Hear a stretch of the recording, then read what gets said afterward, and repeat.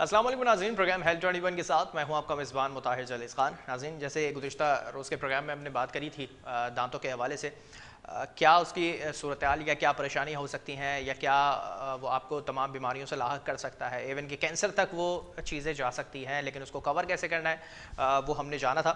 और आज के प्रोग्राम के अंदर हम बात करेंगे अगर वो चीज़ ख़राब हो गई है या दांत आपका कीड़ा लगने के बाद ख़राब हो गया, उसको निकाल दिया गया है, तो उसकी रिप्लेसमेंट क्या है, या उसको कैसे ट्रीट किया जा सकता है, या अगर जिस तरह से दांत हम देखते हैं झड़ जाते हैं तो उनके लिए क्या करना ज़रूरी है, उसके लिए अलग से दांत लगते हैं, क्या प्रोसेस है उसका, या ब्यूटिफिकेशन के तौर पे अगर हम देखें तो ये लफ्ज़ भी गलत नहीं होगा।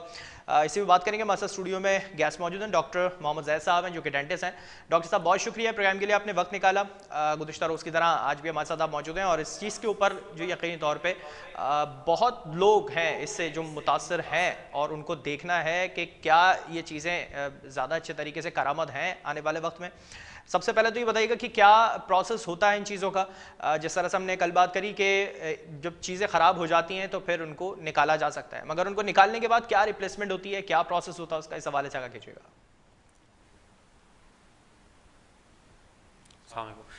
सर असल में बहुत सारी दांत रिप्लेसमेंट्स के बहुत सारे ऑप्शन हैं हमारे पास। जैसे कि हम दांत जो होते हैं, कई लोगों के दांत एक्सीडेंट्स की वजह से या फिर उनके दांतों में कीड़ा लगने की वजह से दांत निकल जाते हैं, या जैसे कि हमने पहले बात की थी गम्स डिजीज़ की वजह से दांत लूज़ हो जाते हैं और हमें उसकी रिस्टोरेशन करनी पड़ती है। तो पेशेंट का असल में देख इसलिए होता है यही है कि दांत जब निकलने के बाद उनके जो रिप्लेसमेंट्स होती हैं वो हमें लगानी पड़ती हैं। इसमें 3 से 4 टाइप की रिप्लेसमेंट्स आती हैं, जिसमें हमें कहते हैं पार्शियल डेंचर्स कहते हैं, जिसको निकालने वाला रिप्लेसमेंट होती है। फिट्स पार्शियल डेंचर्स होते हैं जो फिट्स दांत लग जाते हैं जिसके दांतों के ऊपर पता भी नहीं चलता कि ओरिजिनल है। उसमें फिर आपकी जो डिफरेंट टाइप्स ऑफ आ जाती हैं कि आप उसको किस तरह से। और अब जो लेटेस्ट जो एडवांस आई हुई है वो आई हुई है इम्प्लांट, डेंटल इम्प्लांट्स आए हुए हैं। जैसे आपकी बॉडी के अंदर कोई भी चीज़ ऐसे इम्प्लांट होती है, इसी तरह दांत भी आपकी बॉडी में इम्प्लांट हो जाते हैं और वो आपके एक नेचुरल दांत की तरह फंक्शन प्ले करते हैं। तो ये आपकी डिफरेंट टाइप्स ऑफ ऐसे ऑप्शंस हैं। अच्छा, ये सिर्फ उन चीज़ों के लिए है जहाँ पे दांत निकलवा दिए जाते हैं या जिनके झड़ जाते हैं दांत, जो मेडिकल टर्म के अंदर झड़ जाते हैं, जैसे हम नॉर्मल देखते हैं बेल वाटर इस्तेमाल करना, ये वो परेशानी? हाँ, डिफरेंट टाइप जैसे झड़ जाने की वजह से भी इसके ऊपर हम कोटिंग्स करते हैं। इस पर फिलिंग्स की कोटिंग होती है, स्टैटिक की वजह से होता है। हमने बात की थी लास्ट टाइम कि बहुत सारे दांत जो होते हैं आपने कहा झड़ जाते हैं, उनका कलर चेंज हो जाता है, तो उसके ऊपर हम विनियर्स लगा देते हैं। एक जैसे दांतों के ऊपर खोल चढ़ा दिया जाता है, दांतों की कवर कर दिया जाता है। कवर जो होता है वो उसके दांतों के रिप्लेसमेंट और उसके कलर चेंजेस को अच्छे तरीके से वेल डिस्क्राइब करता है। बहुत सारे लोग जो होते हैं वो उसको विनियर्स करवाते हैं, अपने स्टैटिक को बेहतर कराते हैं। आमतौर पे हम लोग इसको हॉलीवुड स्माइल भी कहते हैं कि हॉलीवुड स्माइल की वर्ड जो यूज़ होता है वो हॉलीवुड स्माइल है, जो perfect smile with white teeths होते हैं। तो बहुत सारी एक्ट्रेस और फिल्म्स वाले लोग जो होते हैं वो अपनी रिप्लेसमेंट्स कराते हैं इनके लिए, अपने दांतों को खूबसूरत लगने के लिए, क्योंकि कोई निशान या कोई चीज़ उनके लिए कैमरा के अंदर अच्छी नहीं लगती, तो इसलिए वो चाहते हैं कि अपने दांत बिल्कुल क्लियर हों, साफ़ हों और एक तरह के अलाइन हों। सेकंड ऑप्शंस जो होता है उनके पास वो ये होता है कि जैसे कोई दांत किसी का निकल गया, कोई दांत में ऐसा मसला हो गया कि दांत की रूट कनाल या कोई भी ऐसी ट्रीटमेंट नहीं हो सकी, तो मजबूरन हमें उसको निकालना पड़ा है, तो उसकी जगह कौन सा दांत लग सकता है। अगर जैसे पेशेंट की किसी को कोई दांत नहीं है तो हम उसके कौन सा ब्रिज लगा सकते हैं, तो हम उसके लिए यूज़ करते हैं डेंटल इम्प्लांट्स, जो दांतों की तरह हड्डी के अंदर एक बोन में लग जाता है और वो बिल्कुल वैसे ही होता है जैसे ओरिजिनल दांत होता है। और उससे आप फंक्शनली तौर पे थोड़ा सा एक्सपेंसिव ट्रीटमेंट होता है, लेकिन थोड़ा लॉन्ग होता है, लेकिन उसके रिजल्ट बहुत अच्छे होते हैं, बहुत आउटस्टैंडिंग होते हैं। अच्छा, ये जो चीज़ें अभी आपने बताई कि दांत झड़ जाता है या दांत निकाल देते हैं तो उसकी जगह रिप्लेस हो सकता है। जी।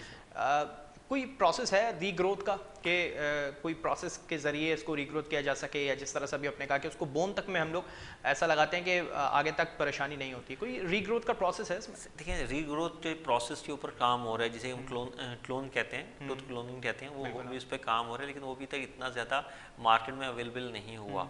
लेकिन फ्यूचर के अंदर कभी हो सकता है। लेकिन हम जैसे दांतों की रिप्लेसमेंट के लिए डेंटल इम्प्लांट्स लगाते हैं तो वो वैसे ही होता है जैसे दांत ओरिजिनल दांत होता है। तो हम दांत के अंदर, बोन के अंदर एक दांत को ड्रिल करके इम्प्लांट कर देते हैं। जो इम्प्लांट फॉरेन बॉडी जो होती है जिसको हम दांत के अंदर लगा देते हैं उसे इम्प्लांट कहते हैं। वो इम्प्लांट जो होता है वो बॉडी के साथ इंगेज हो जाता है और वो दांत उसके ऊपर फिर हम टूथ लगा देते हैं। टूथ जो होता है वो बिल्कुल वैसे ही होता है जैसे ओरिजिनल दांत होता है। तो आप उसके साथ वो सारे फंक्शन अदा कर सकते हैं जो आप नॉर्मल नेचुरल दांत के साथ करते हैं। अच्छा, सेंस के साथ काम करता है, क्योंकि हम देखते हैं आर्टिफिशियल जब लगा देते हैं तो वो फील नहीं होता कि आपके मुंह में दांत लगे नहीं लगे, आर्टिफिशियल के तौर पे जिस तरह देखते हैं, जो आप ड्रिल की बात कर रही हैं सेंस के साथ काम करता है? देखिए सेंसेस आप किस मायने में बात करें, सेंसेस जो होती हैं आमतौर पर ठंडा गर्म लगना।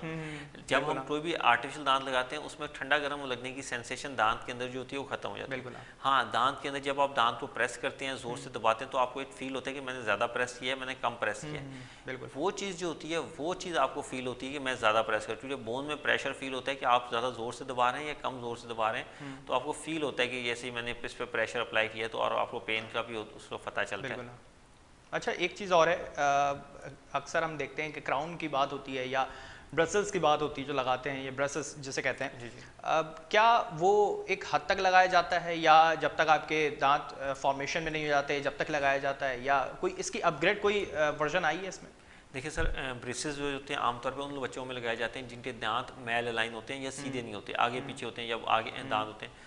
उसमें जो हमारे पास जो है वो मेटल के ब्रेसेस आते हैं जो हम लगाते हैं। मेटल तो नहीं होता, पिछले ब्रैकेट्स होते हैं, उनको क्लीन उनको अलाइन करने के लिए एक प्रोसेस होता है। उसमें वो अगर माइल्ड टू मॉडरेट होता है पेशेंट, उनके लिए अदर ऑप्शन होते हैं। Severe moderate to severe patients के लिए हम ब्रेसेस फिक्स लगाते हैं। इसमें फिर अलाइनर्स आते हैं। अलाइनर्स जो होते हैं वो एक टेम्परेरी बेसिस होते हैं, उसमें पेशेंट जो होता है वो उसको पहनता है और उसकी अलाइनेशन वो खुद ब खुद एक्टिवेट हो जाता है। तो वो रोज़ उसको डेली सिर्फ खाना खाने के टाइम वो निकाला जाता है। तो लाइनर्स होते हैं। इसके अलावा डेंटल इम्प्लांट्स आते हैं, जो डेंटल इम्प्लांट्स ऑर्थो इम्प्लांट्स आते हैं, जो ऑर्थो के दांतों को पीछे करने के काम आते हैं।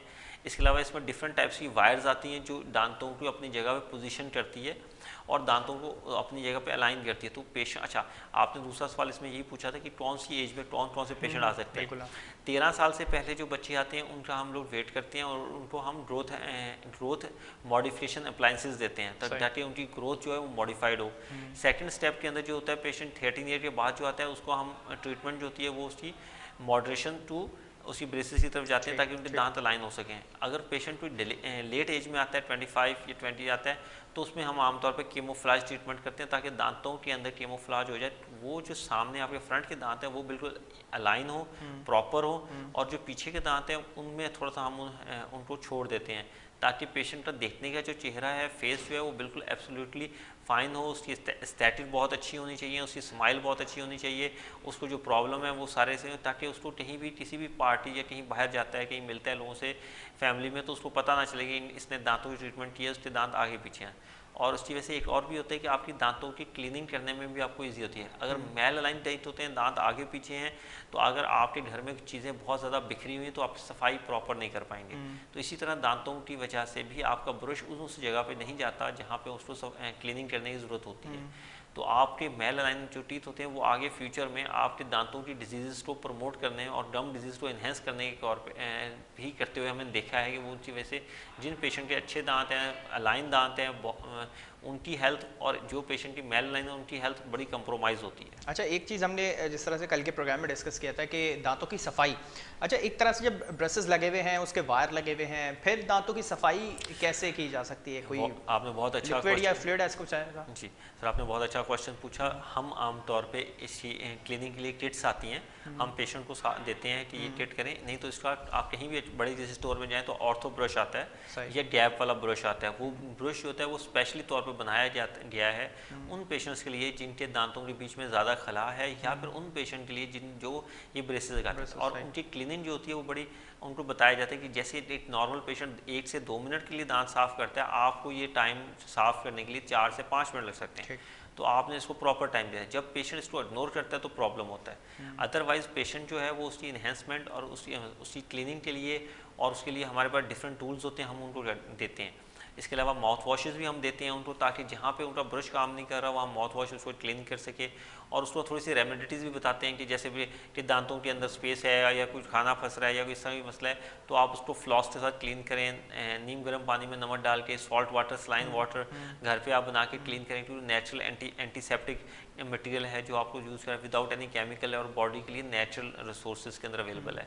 तो आमतौर पे ये जो ऑप्शंस होते हैं ये बहुत अच्छे होते हैं। ये तो प्रिवेंशन थे ना, कि अगर जिस तरह से भी आपने बात करी कि प्रॉब्लम हो सकता है, तो क्या प्रॉब्लम हो सकती है, ज़्यादातर क्या इफेक्ट होती है इस चीज़? देखिए वायर्स ब्रेसेस जब लगते हैं तो दांतों की सफाई जो होती है वो कंप्रोमाइज़ हो जाती है। तो हमने बताया यही कहा कि हम डिफरेंट टाइप के टूल्स दिए जाते हैं ताकि दांतों को साफ़ किया जाए।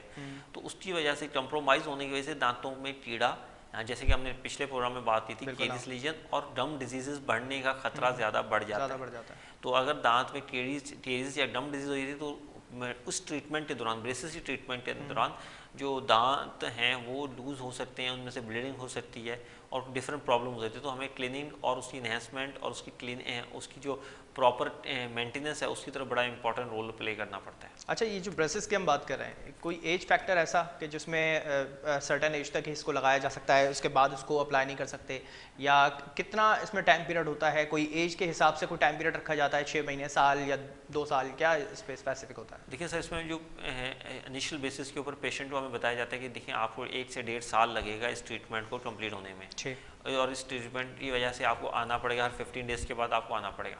कुछ पेशेंट की जो बोन होती है वो सॉफ्ट होती है, दांत जल्दी मूव कर जाते हैं, हमें जल्दी रिजल्ट मिल जाते हैं। कुछ पेशेंट की डिले में आती है, तो हम लोग पेशेंट को पूरा इसका तरीक़ाकार बताते हैं और उसकी वजह से उसको बुलाते हैं। हाँ, एज फैक्टर जो है वो, आप अगर एज फैक्टर बारे में पूछ रहे हैं तो ये एज फैक्टर जो है इसमें बेस्ट जो है 13 to 18 ईयर्स है, लेकिन आप 18 से 30 साल के बाद भी करवा सकते हैं। आपके दांत बज़ाहिर तौर पे अच्छे होने चाहिए, उनकी बोन रेशो अच्छा होना है, तो हम उस पर ट्रीटमेंट करके उनको सीधा किसी भी उम्र में कर सकते हैं। अच्छा, इसकी कोई अपग्रेड वर्जन आई है ब्रेसेस की? क्योंकि हम देखते हैं कि जब ये लगे हुए होते हैं तो लोग जो हैं वो डीमोटिवेट होते हैं कि यार किसी के सामने हंसते में तो हमें शर्मिंदगी होती है। कोई ऐसा अपग्रेड वर्जन आया इसका? जी, अपग्रेड वर्जन्स के अंदर हमारे पास जो अवेलेबिलिटी है वो ये है कि अलाइनर्स आर अवेलेबल्स। अलाइनर्स जो होते हैं वो बिल्कुल क्लीन होते हैं, क्लियर होते हैं, उसमें कोई भी चीज़ आपको नहीं फील होता है कि कुछ लगा हुआ है। वो दांतों के ऊपर एक हम लोग उसको लगा देते हैं और वो खुद ब खुद इस दांतों की मूवमेंट को इन्हेंस करते हैं।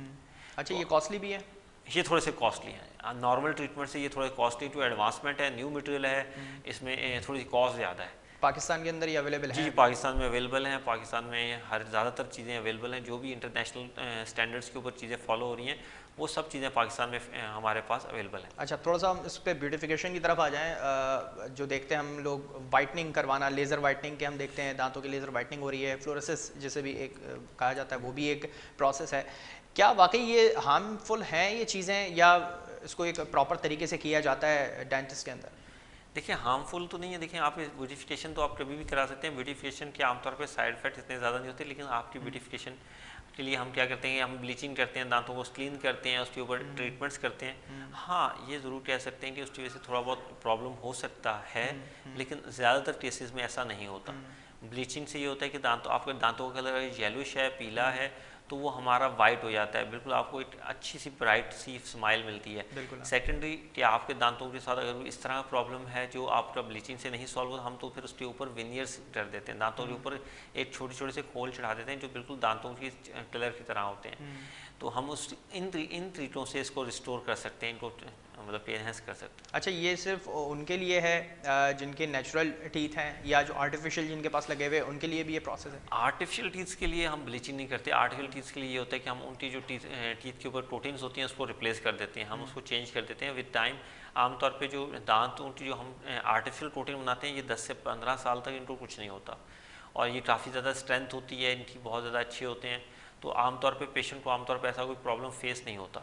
अच्छा, अब तक की सबसे ज़्यादा कौन सा वर्स्ट पोजीशन आई है जिस तरह से ब्यूटिफिकेशन की अगर हम बात कर रहे हैं, और आपने कहा कि हो सकता है, मे बी पॉसिबल कि कोई ना कोई डिफेक्ट हो सकता है इस चीज़ के अंदर, तो कोई ऐसी वर्स्ट पोजीशन अब तक पाकिस्तान में नज़र आई है इस पर? वर्स्ट पोजीशन में ये होता है कि ब्लीचिंग की वजह से दांतों को थोड़ा ठंडा गर्म लग सकता है, लेकिन वो 10 to 15 डेज़ में ख़त्म हो जाता है। गम्स में भी इशू होता है? गम्स में नहीं होता। आमतौर पे हम डेंटल ब्लीचिंग जो करते हैं वो सिर्फ गम्स की नहीं करते, हम सिर्फ दांतों की करते हैं। गम्स जो होते हैं वो आपके सॉफ्ट टिश्यू होते हैं, उसके ऊपर कोई भी केमिकल या अप्लायंस नहीं होती।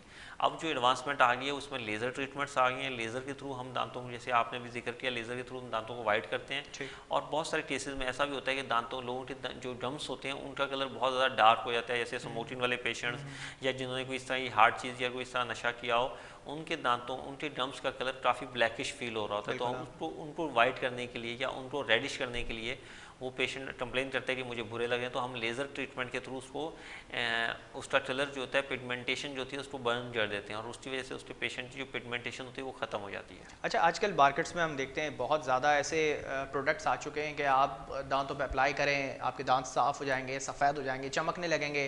फिर घर में लोग बड़े टोटके आजमाते हैं कि नींबू के साथ थोड़ा सा ब्रश कर लो, नमक के साथ थोड़ा सा ब्रश कर लो, साफ़ हो जाएंगे।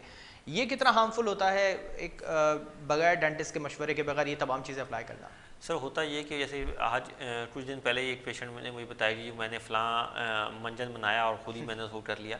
देखिए होता क्या है कि आपके टूथपेस्ट के अंदर एक सर्टेन लेवल के माइक्रोन्स होते हैं, पार्टिकल्स होते हैं, उसका साइज़ होता है जो आपके दांतों को घिसने से रोकता है।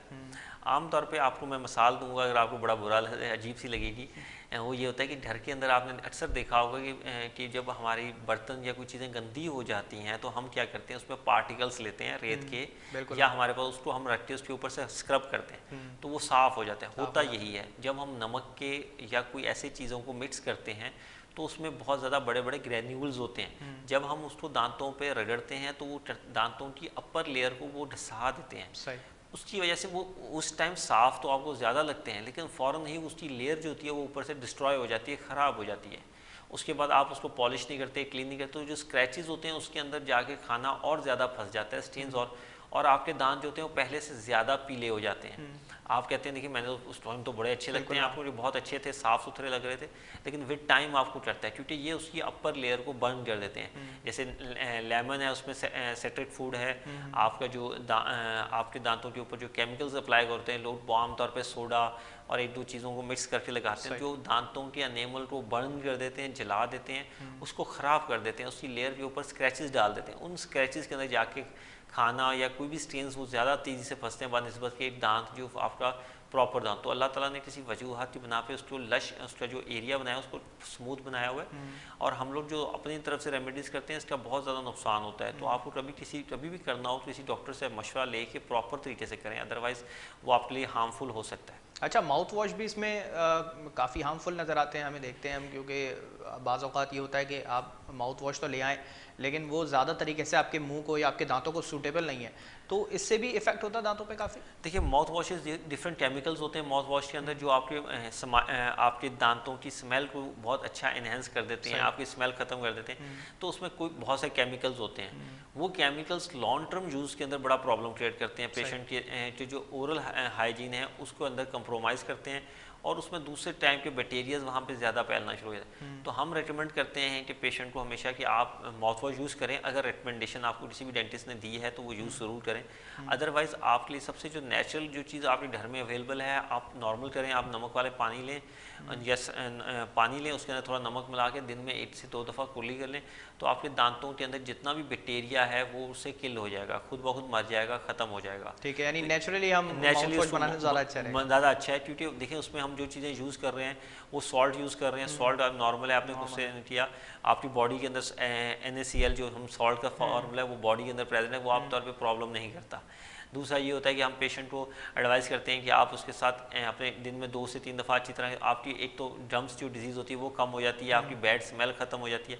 माउथ वॉश जो होता है वो डिफरेंट यही प्रोसेस कर रहा होता है, लेकिन उसमें डिफरेंट केमिकल्स होते हैं, और डिफरेंट जो आपकी जो कंपनीज़ हैं वो उसको अपने प्रोडक्ट को इन्हेंस करने के लिए उसमें फॉर्मुलेशन जो होती है उसको चेंज करते हैं। वही दावे करना, तो दावे करते हैं तो उसकी वजह से चेंज, तो वो अक्सर व बेशतर लॉन्ग टर्म के यूज़ के अंदर आपके दांतों को नुकसान पहुँचा रहे होते हैं। ठीक है, बहुत शुक्रिया डॉक्टर मोहम्मद ज़ैद साहब, अपने प्रोग्राम के लिए वक्त निकाला, और जो ब्यूटिफिकेशन दांतों की क्या हो सकती है या उसकी क्या रिप्लेसमेंट हो सकती है, इस पे आपने बहुत अच्छे तरीके से यकीनी तौर पे लोगों तक इससे आगाही पहुंचाई होगी, और वो इस चीज़ को अब ज़्यादा भांपने के लिए ज़्यादा अच्छे तरीके से देख सकते हैं कि हमारे लिए क्या बेहतर है और क्या नहीं है। इसके साथ साथ जो अब ख़ुद से ही ब्यूटिफिकेशन के लिए या दांतों को साफ़ करने के लिए जो करते हैं वो कुछ हद तक हार्मफुल भी हो सकते हैं, तो ज़्यादा बेहतर ये है कि डॉक्टर के रिकमेंड के बाद आप इस चीज़ को अगर अप्लाई करें तो ज़्यादा अच्छा रहेगा। इसी के साथ प्रोग्राम का वक्त खत्म हो, मुझे मेरी पूरी टीम को दीजिए इजाज़त। अल्लाह हाफ़िज़।